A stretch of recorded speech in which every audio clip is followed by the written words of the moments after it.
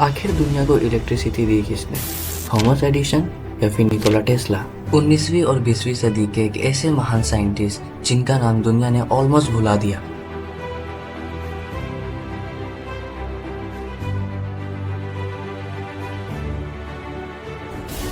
Nikola Tesla is considered one of the most innovative and mysterious men who ever lived. But was he simply a mad genius? Or might his brilliance have had extraterrestrial origins? He was actually a communicator. Nikola Tesla का जन्म सन 1856 में Croatia के एक छोटे से गांव स्मिल्जन में हुआ। उनके पिता मिलुतिन टेस्ला एक प्रीस्ट थे और चौंका देने वाली बात यह है कि उनकी मां बिना पढ़े लिखे भी बहुत स्मार्ट और क्रिएटिव थी।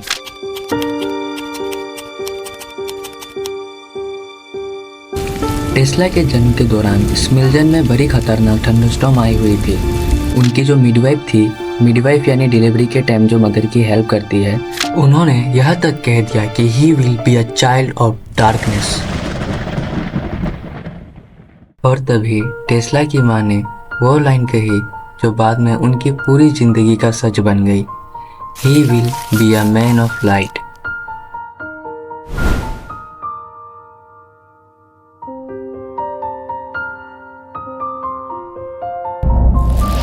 टेस्ला बचपन से ही एक अलग किस्म के बच्चे थे।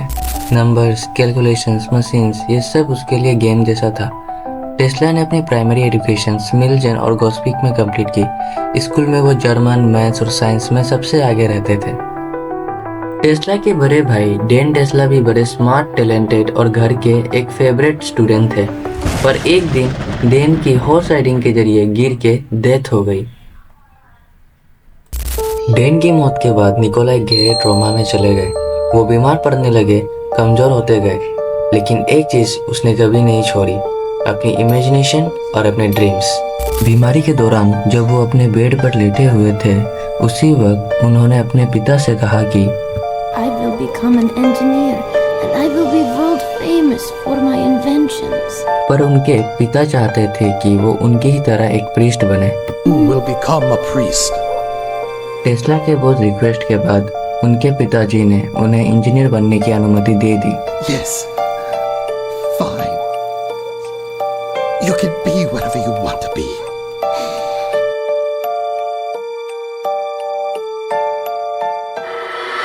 ट्रॉमा से निकलकर टेस्ला ने प्राइमरी एजुकेशन के बाद अपनी इंजीनियरिंग कंटिन्यू की और ग्रेज में पढ़ते वक्त उन्होंने एक मशीन देखी, the Graeme dynamo.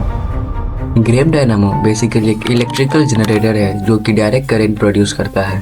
Graeme dynamo Tesla के लिए एक मशीन ही नहीं थी, बल्कि एक क्लू भी था जिसने टेस्ला के दिमाग में एक ऐसा मैकेनिज्म अनलॉक किया जिससे दुनिया आज एसी मोटर के नाम से जानती है। पैसों की कमी के कारण टेस्ला अपनी इंजीनियरिंग पूरी नहीं कर पाए। ड्रॉप आउट लेके टेस्ला यूरोप में छोटे मोटे काम करने लगे, पर यूरोप में उनके ऐसे सिस्टम को कोई भी वैल्यू नहीं देता। सभी डीसी करंट को ही फ्यूचर मानते थे। उस टाइम इलेक्ट्रिसिटी के दुनिया में सबसे बड़ा नाम था थॉमस एडिसन का। टेस्ला जानते थे कि अगर इंजीनियरिंग की फील्ड में बड़ा नाम चाहिए तो एडिसन की कंपनी ही एक बड़ा प्लेटफॉर्म होगी। इसी बीच उन्होंने डिसाइड किया कि वो अमेरिका जाकर अपने आइडियाज को एडिसन के सामने प्रूव करेंगे। सन 1884 में टेस्ला अमेरिका पहुंचे, पर अमेरिका पहुंचने के बाद उनके पास बिल्कुल भी पैसे नहीं थे।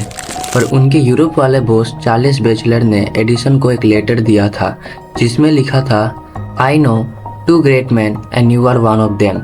The other is this young man. बस इसी रिकमेंडेशन पर एडिसन ने टेस्ला को जॉब दे दी। पर एडिसन ने भी टेस्ला के एसी करंट के आइडियाज को दखलंदाज किया। टेस्ला ने न्यूयॉर्क में एडिसन के मशीन वर्क में काम करके उनके डीसी जनरेटर्स को और बेटर बनाया, लेकिन टेस्ला एसी के पावरफुल आइडियाज को कभी छोड़ नहीं पाए। एक रात उन्होंने इमेजिन किया कि एक डायरेक्ट करंट पावर प्लांट एक यूजुअल वोल्टेज पर पावर सप्लाई करती है जो कि 1 माइल से ज़्यादा दूर इलेक्ट्रिसिटी प्रोड्यूस नहीं कर पाएगी। इसका मतलब अगर उन्हें पूरे न्यूयॉर्क सिटी में इलेक्ट्रिसिटी लानी है तो उन्हें huge numbers of local stations बनाने पड़ेंगे। पर अगर वो एसी करंट का इस्तेमाल करते हैं तो उन्हें एक ही बड़ा पावर प्लांट बनाना होगा जो पूरे न्यूयॉर्क सिटी में इलेक्ट्रिसिटी ला सकता है। जब टेस्ला ने अपने इस आइडिया के ब्लूप्रिंट्स बना के एडिसन को दिखाया, तब एडिसन ने इसे यूजलेस कहकर इग्नोर कर दिया और टेस्ला से कहा कि If somehow your crazy ideas can manage to improve my inventions, I will pay you $50,000. Tesla दिन रात मेहनत करके उनके आइडियाज को इम्प्रूव करते हैं और एक दिन एडिसन के पास एक नहीं बल्कि 24 डिफरेंट इम्प्रूवमेंट्स के साथ पहुंचते हैं। इम्प्रूवमेंट देख के एडिसन टेस्ला की तारीफ करते हैं, पर टेस्ला जब एडिसन के प्रॉमिस के मुताबिक अपने $50,000 मांगते हैं तब एडिसन उन्हें देने से मना कर देते हैं। इसके बाद टेस्ला एडिसन की कंपनी छोड़ के चले जाते हैं। एडिसन की कंपनी छोड़ने के बाद टेस्ला ने 1886 में खुद की company Tesla electric light and manufacturing company start की और वहीं उन्होंने बनाया दुनिया का पहला प्रैक्टिकल एसी मोटर। टेस्ला ने 7 साल अपने लेबोरेटरी में magnetic field and high frequency current study करने में लगा दिए।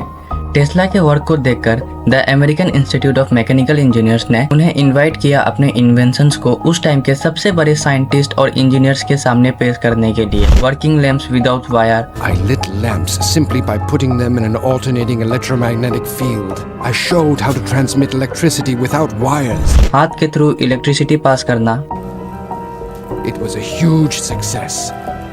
I received a great ovation and for the first time was called by my peers a man of the future. They offered me Faraday's chair, saying that since his death no one else had been worthy to sit in it. Then they let me sip the whiskey from Faraday's cherished bottle. It was a great honor. दोस्तों, Nikola Tesla एक ऐसे scientist थे जिनके ideas दुनिया से कई साल आगे थे, लेकिन उनकी जीनियस को समझने के लिए दुनिया तैयार नहीं थी। अगर आपको टेस्ला की यह कहानी इंस्पायरिंग लगी तो वीडियो को लाइक ज़रूर कर देना और चैनल को सब्सक्राइब करना मत भूलना। मैं मिलता हूँ आपसे नेक्स्ट वीडियो में। टिल देन सोचते रहो, सिखाते रहो। जय हिंद।